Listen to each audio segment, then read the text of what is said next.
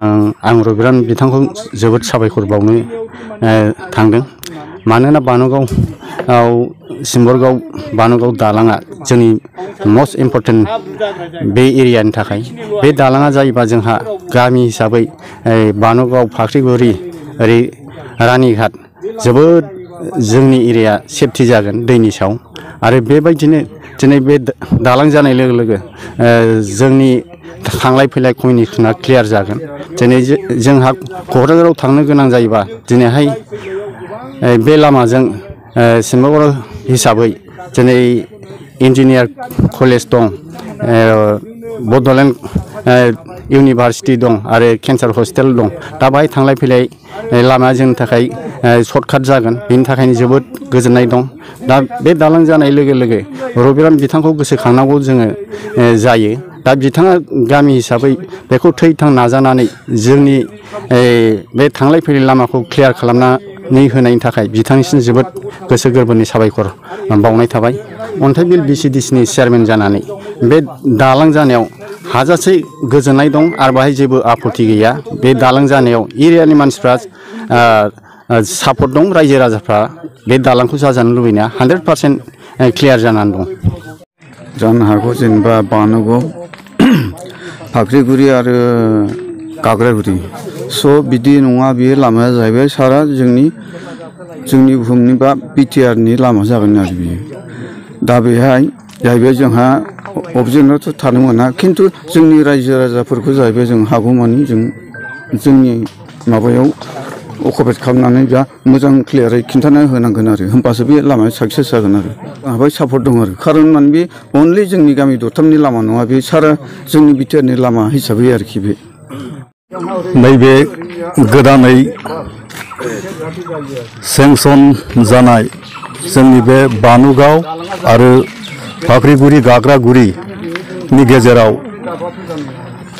विश्व बेंकनिफ्राय जानाय सेंसननि सायाव आङो बानुगावनि जानानै आं फंनैसो बुंनो सानदों जे जोंहा गोदो गोदाय बिराद मोनसे अलखदाव जोङो थानांबोदोंमोन बा उसुबिदायाव थानांबोदोंमोन। नाथाय दिनै जोंनि बानुगाव गामिनि मानगोनां MLA रबिराम नार्जारी सारा गावनि गोख्रों नाजानायनि गेजेरजों दिनैहाय बे जोंनि बानुगाव आरो फाख्रिगुरि गाग्रागुरि बेनि गेजेरावहाय मोनसे सरलबांहा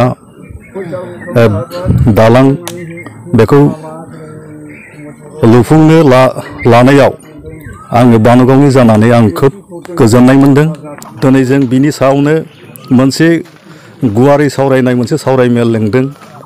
जोंनि बानुगाव फाख्रिगुरि गाग्रागुरि बे दरथाम गामिनि मानगोनां गावबुरा बिथांमोनखौ लानानै, रायजो राजाखौ लानानै, मेलेमजिबि साननो हनो गोरों बेक्तिफोरखौ लानानै दा जों बे दरथाम गामिनिफ्रायबो दिनैहाय खुनु धरनै माने मोनसे अबजेक्सन बा आपत्ति होनायखौ जों नुनो मोनाखै। गोदो-गोदाय जोङो बे सोरमांगा दैसाजों गोबां माने खहा खालामजाबोदोंमोन, उदखार खालामजाबोदोंमोन। जेरैहाय थाकथारानिफ्राय जागायनानै थाकथारा, खैरुगुरि, थिनथ्लांगुरि, रानीघाट, फाख्रिगुरि, मावरियागाव, जोंनि बानुगाव, सालबारि, बाथाबारि आरो सामथाइबारि, मैथाबारि बेफोरबायदि गामिया गोबां माने बे सोरमांगा दैसाजों अलखदाव खोख्लैबोजादोंमोन। आं MLA रबिराम नार्जारी सारनि अननाय एबा गोख्रों नाजानायनि गेजेरजों बे गासैबो अलखदनिफ्राय जोङो पारमानेन्ट भाबै जोङो दिनैहाय रैखाथि मोनसिगोन। रबिराम नार्जारी सारा दिनैहाय बेबादि जोंनि गोरिब गुन्द्रा एबा गामि गफायाव रायजो जाग्राफोरनि थाखाय बेबादि मोनसे उपकार खामानि मावदों। बे खोब देरगाथाव बाथ्रा, खोब गोजोनथाव बाथ्रा।